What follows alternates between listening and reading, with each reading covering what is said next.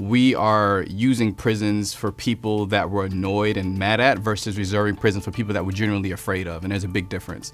But the biggest simple thing that I found, which we founded a company on, is I saw a direct impact on how often people was able to stay in touch with their family members on the outside to how often I would see them come back.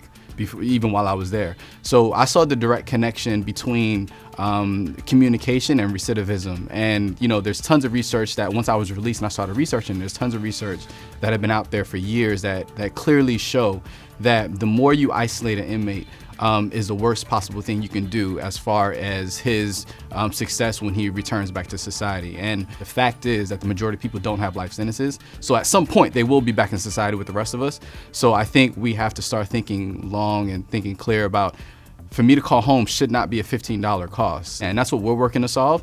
But it's very small, simple, tangible steps that can be made simply by just making communication more affordable. That makes a real impact on recidivism, which also makes a real impact on our communities. Learning how to write a resume, learning what companies are open and felon-friendly, companies like Walmart, companies like Best Buy that have clearly demonstrated that they are willing to hire returning citizens. Being able to have that information be shared with the incarcerated population, so that when I'm released, I kind of know places that I can apply to. When I kind of know, what apartments will be willing to lease me a space, and so on and so forth. Like these things, it's very simple, but these things are real struggles for people. It was even difficult for me to open up a bank account, and we had VC backing, we had attorneys, we had everything you could possibly have.